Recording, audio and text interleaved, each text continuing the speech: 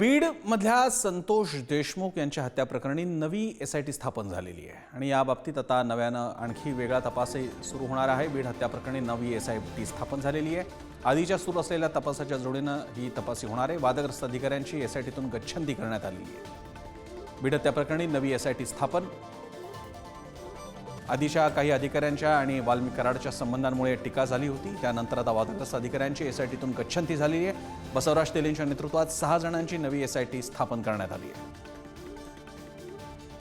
किरण पाटील, अनिल गुजर, सुभाष मोठे, अक्षय कुमार, शर्मिला साळुंखे, दीपाली पवार यांचाही यात समावेश आहे। बीड हत्या प्रकरणी नवी एसआयटी आता तपास करेल। आता झालेली माहिती आहे, वादग्रस्त अधिकाऱ्यांची एसआयटीतून गच्छंती झालेली आहे। बीड मसाजोग सरपंच संतोष देशमुख हत्या प्रकरणात आता नवी एसआयटी स्थापन। 6 जणांची ही नवीन एसआयटी असेल। किरण पाटील, अनिल गुजर, अक्षय कुमार ठिकणे, सुभाष कुमार आणि शर्मिला साळुंखे, दीपाली पवार यांचा समावेश असेल।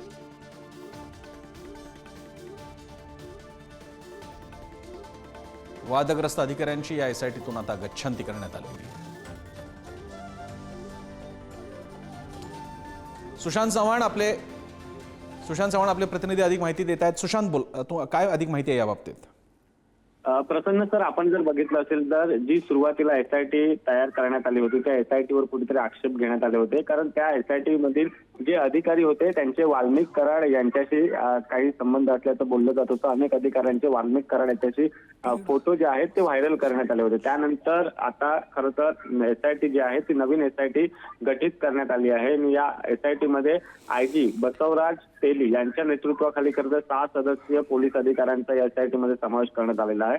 यामध्ये किरण पाटील, श्रीमती किरण पाटील, अनिल गुजर, सुभाष मोठे, अक्षय कुमार ठिकणे, शर्मिला साळुंखे आणि दीपाली पवार यांचा जो आहे तो समावेश करण्यात आला आहे। आपण जर बघितलं तर हे संपूर्ण प्रकरण सध्या चर्चेत आहे आणि सुरेश धस वारंवार या प्रकरणाचा पाठपुरावा करताना पाहायला मिळतात। सुरेश धस यांनीच सुरुवातीच्या एसआयटीवर आक्षेप घेतला होता, कारण जर ते अधिकारी या एसआयटी मध्ये असतील तर तपास योग्य दिशेने जाणार नाही, त्यामुळे एसआयटी मध्ये बदल करण्यात यावे अशी मागणी त्यांनी केली होती। त्यानंतर मुख्यमंत्री आणि गृहमंत्री देवेंद्र फडणवीस यांनी याची गंभीर दखल घेत लवकरच नवी एसआयटी मध्ये नवीन अधिकाऱ्यांचा समावेश झाल्याचं सांगितलं होतं। त्यानुसार आता एसआयटी मध्ये जो आहे तो बदल करण्यात आलेला आहे। प्रसन्न सर, पण यानंतर आतापर्यंत झालेला तपास, या मधल्या काळात दिवस सुद्धा खूप चाललेले आहेत। आधीच आरोपींना अटक करण्यात झालेला उशीर, त्यामध्ये आता मागणी होते वाल्मिक कराडावर सुद्धा मकोका लावण्यात यावा। या सगळ्या घडामोडी होत असताना आता ही नवी एसआयटी नव्यानं सगळ्या पुराव्यांची छाननी करणार का, की आहे तो तपास पुढे घेऊन जाणार? प्रसन्न सर, जी माहिती मिळते त्यानुसार आतापर्यंत जो तपास झाला आहे त्याची खरं तर माहिती खुद्द मुख्यमंत्री आणि गृहमंत्री देवेंद्र फडणवीस यांनी घेतली। दुपारीच देवेंद्र फडणवीस यांनी पोलीस अधिकाऱ्यांशी फोनवर चर्चा केली आणि आतापर्यंत तुम्ही जो तपास केलेला आहे त्याची माहिती लवकरात लवकर द्या। आता जी नवीन समिती, जी एसआयटी मध्ये जे नवीन समितीचे 6 सदस्य नेमण्यात आले ते आता पुढील तपास जो आहे तो आतापर्यंत जो तपास झालेला आहे त्यामध्ये शहानिशा करतील आणि त्यानंतर पुढील तपास खरं तर केला जाईल। कारण आपण जर बघितलं असेल तर या संपूर्ण प्रकरणाला आता राजकीय वळण लागलेलं आहे। धनंजय मुंडे यांच्या राजीनाम्याची मागणी एकीकडे विरोधक करू लागले। भाजपचे आमदार सुरेश धस देखील या प्रकरणात सातत्याने आवाज उठवताना दिसत आहेत आणि सुशांत, मी तुम्हाला थोडंसं थांबवते। आपल्यासोबत सामाजिक कार्यकर्ते अंजली दमाने आहेत। अंजली जी, नवी एसआयटी स्थापन होणार आहे, वेगळे अधिकारी, नवी एसआयटी, आपण या डेव्हलपमेंटकडे कसं पाहता? हीच मागणी एक्झॅक्टली मी मुख्यमंत्र्यांकडे केली होती। डिसबँड एसआयटी असं हे जे लिहिलं होतं ते त्याच्यासाठी, कारण बीड मधले अधिकारी कुठच्याही प्रकारे ही चौकशी करूच शकत नाहीत हे मला खात्रीपूर्वक वाटत होतं। आणि इतर जिल्ह्यांमधल्या चांगल्या ऑफिसर्सना ते देखील एक ऑफिसरना घेऊन, म्हणजे तिथे पण कनायवन्स नाही झालं पाहिजे, अशी जर चौकशी झाली तरच याच्यातनं अगदी खरं ते निष्पन्न होईल, नाही तर होणंच शक्य नाही असं मी त्यांच्याकडे मागणी केली होती। ती आज पुरी होताना बघून मला खरंच खूप बरं वाटतंय। अंजलीजी, या सगळ्या प्रक्रियेमध्ये आधीच मुळात आरोपी मिळण्यात झालेला उशीर, त्यानंतर वाल्मिक कराडावरती वेगळाच गुन्हा दाखल आहे आणि आता एसआयटी बदलली जाते, याच्यातला जो काळ जातोय त्याकडे आपण कसं पाहाल?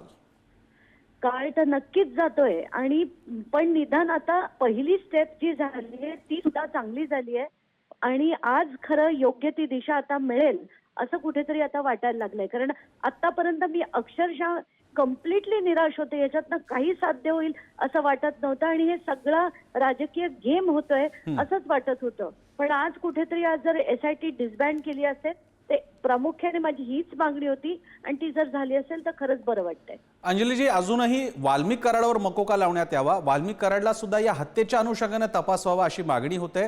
पण अजूनही वाल्मिक कराडावरचा गुन्हा वेगळा, तपास वेगळ्या दिशेने आहे आणि खुनाचा गुन्हा हा वेगळा विषय आहे. याकडे आपण कसं पाहता? हे वेगळे विषय नाहीच आहेत मुळात. ही पहिली जी होती ती खंडणीची मागणी हो. मे महिन्यापासून सुरू होती.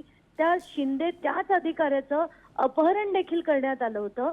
म्हणूनच हे वेगळे गुन्हे असू शकत नाहीत. बरं. हेच तिघं माणसं म्हणजे सुदर्शन गुळे, वाल्मिक कराड आणि विष्णू चाटे हे मे महिन्यापासून या कंपनीकडे खंडणी मागत होते, धमक्या देत होते आणि हे तेव्हापासून चालू होतं. हो. FIR देखील होती. मी इनफॅक्ट आता ट्विट देखील करत होते कारण ती FIR ची कॉपी मला आता मिळाली आहे. तर त्याची मी डिटेल्स टाकणार होते की कसं त्या ऑफिसरचं तेव्हा देखील अपहरण केलं होतं बरं. आणि तेव्हा जर मोका लावला असताना आज संतोष देशमुख आपल्यात असते.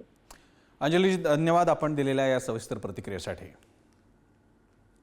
माननीय मुख्यमंत्री श्री देवेंद्रजी फडणवीस साहेब यांनी आजच म्हणजे काल तिकडनं शिर्डीहून आल्याच्या नंतर आज पटकन ही फाईल मागून घेऊन जी SIT या ठिकाणी गठीत केलेली आहे ती श्री अनिल गुजर DYSP हे कंटिन्यू राहतील.